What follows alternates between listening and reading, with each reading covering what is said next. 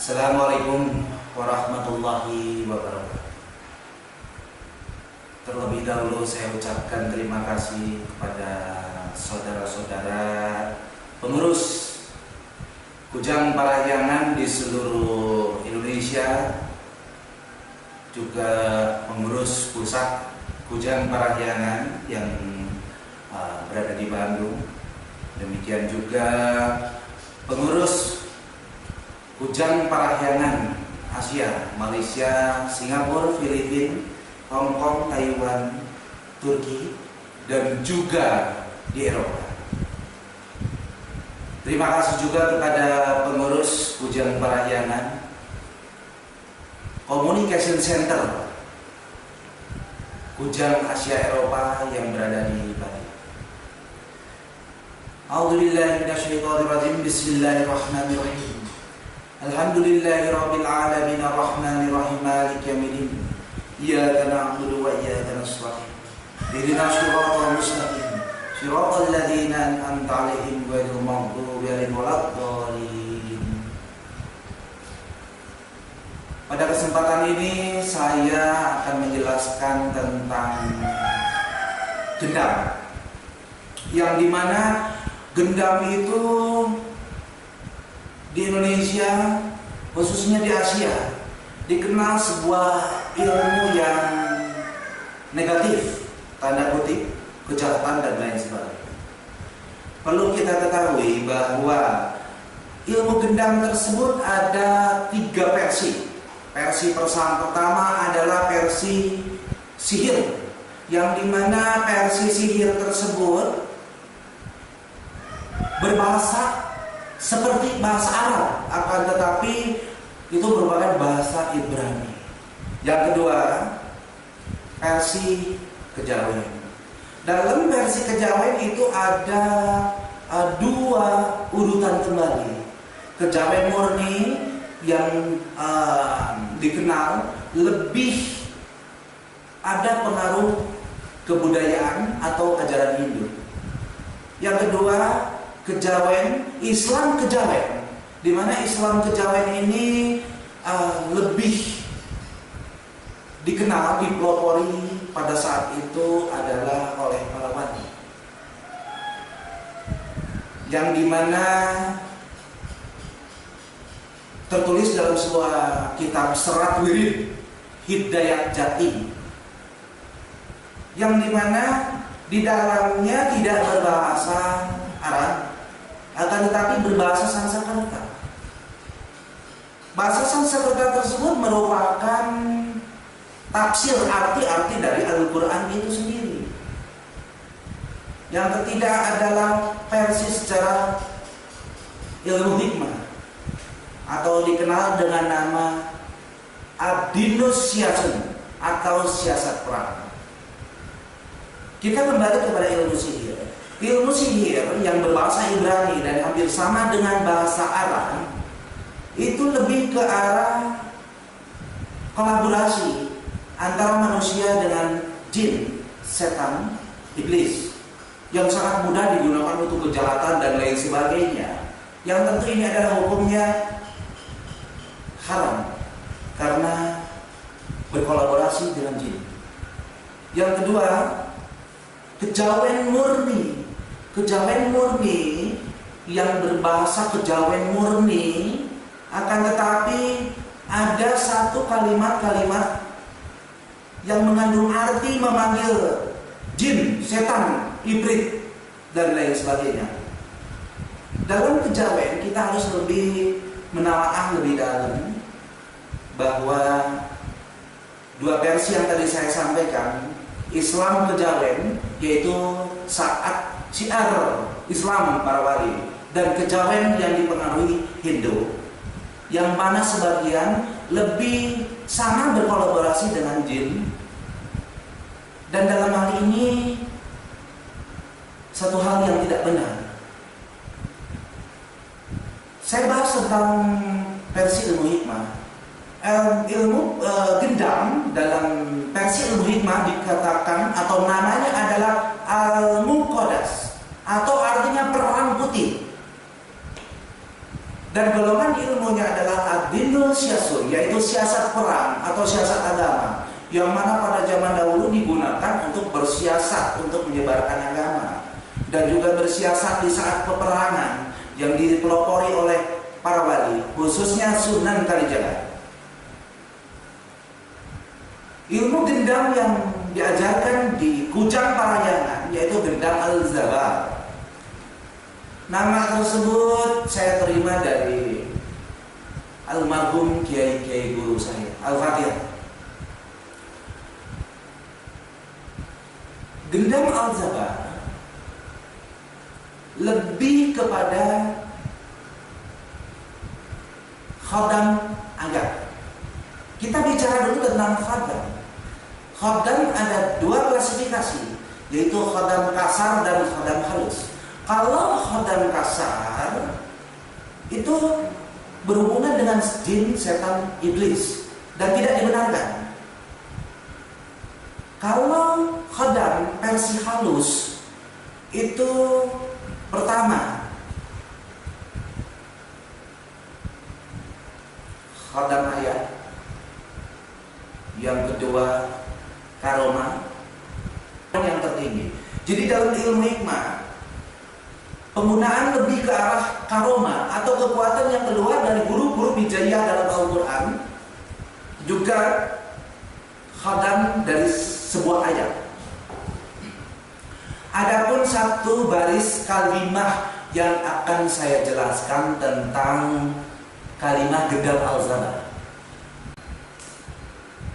Al-izzatu lillahi Bismillahirrahmanirrahim. La ilaha illallahu yazaba. Al-izzatu lillahi, kemuliaan Allah. Bismillahirrahmanirrahim, yaitu menyebut nama Allah yang Maha Pengasih lagi Maha Penyayang.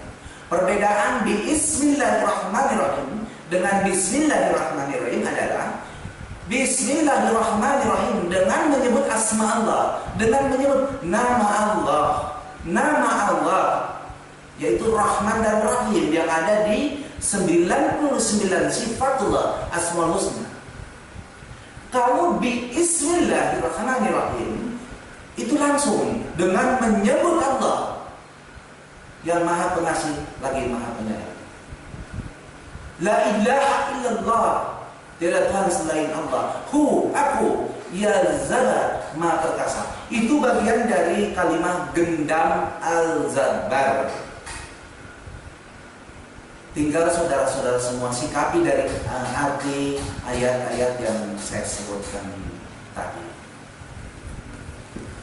Ilmu apapun juga, ilmu kedokteran, ilmu masak-memasak dan lain sebagainya, apa mungkin digunakan kejahatan? Sangat mungkin sekali. Demikian juga gendam Al-Zabar, mungkin sekali. Apakah kesalahan dalam ilmu atau orangnya? Jadi dalam hal ini keimanan orang tersebut. Jadi peluang untuk menggunakan ilmu apapun untuk tidak benar itu bisa saja terjadi. Insya Allah. Ada satu hal yang berbeda dari gendam Al-Zabar ini. Setelah seseorang melakukan pembelajaran, melakukan riyadhah dalam ilmu gendam Al-Zabar, dengan secara otomatis emosional akan menurun secara otomatis. Bahkan jika seseorang akan marah pun agak sulit untuk bisa marah. Dari ikhlas pasrah kepada Allah. Dalam gendam Al-Zabar ada dua kekuatan, yaitu kekuatan secara otomatis dan sistematis. Kekuatan otomatis seperti apa? Otomatis itu secara langsung, orang jika berhadapan dengan kita itu tidak berani menatap wajah lama-lama. Juga wibawa kita akan tinggi, akan disegani, berkarisma. Dan yang lebih membuat seseorang merasa heran, semua karena Allah, yaitu rezeki selalu ada dari mana saja.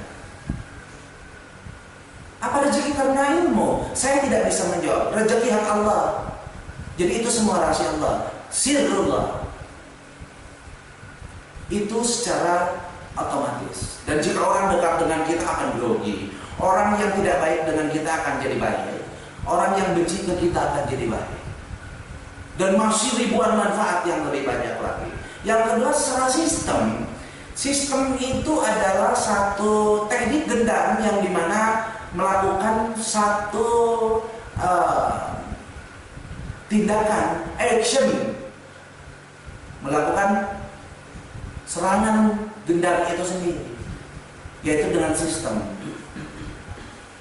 Yang saya ajarkan itu ada beberapa klasifikasi dari gendam.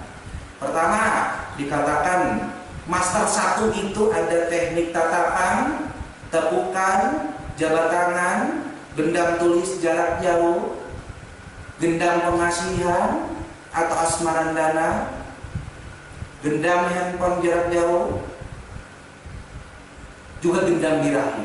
Gendam birahi lebih condong kepada jika istri kita mengalami permasalahan seks, atau suami kita mengalami permasalahan seks dan lain sebagainya. Yang kedua adalah dikatakan master 2. Master 2 itu lebih ke arah usapan,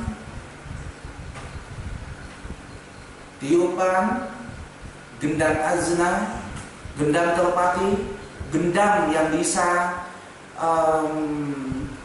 menggunakan makanan, juga gendam pengobatan.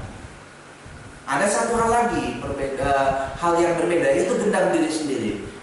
Gendam diri sendiri lebih condong jika kita stres, susah tidur dan lain sebagainya.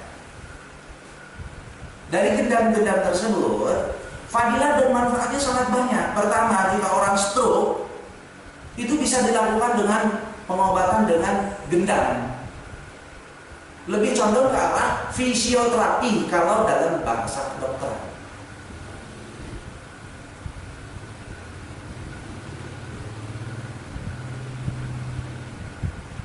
Yang selanjutnya, gendam ini bisa digunakan juga untuk para pecandu narkotik, di mana dia ada sakau istilahnya. Dia badannya sudah mulai menagih untuk mengkonsumsi. Kita lakukan gendam. Dengan gendam, pikiran untuk ke arah obat itu akan hilang sugestinya.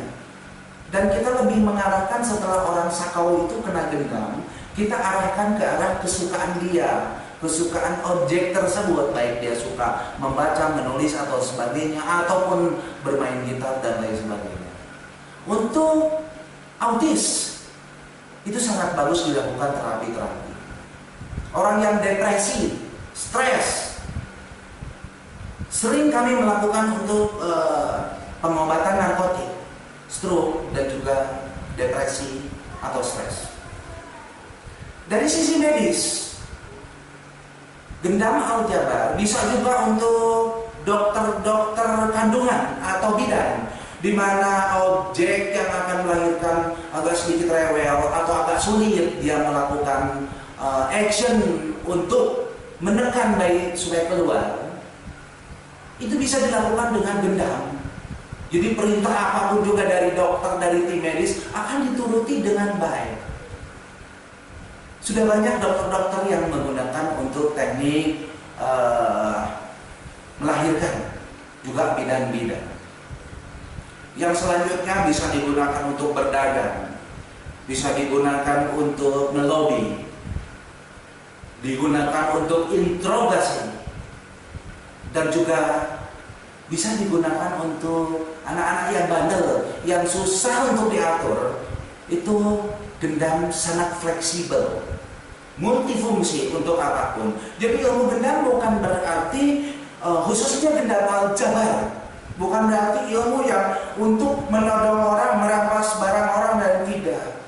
Lebih mengaplikasikan kepada kebutuhan hidup, juga kepada kebutuhan dunia kerja masing-masing.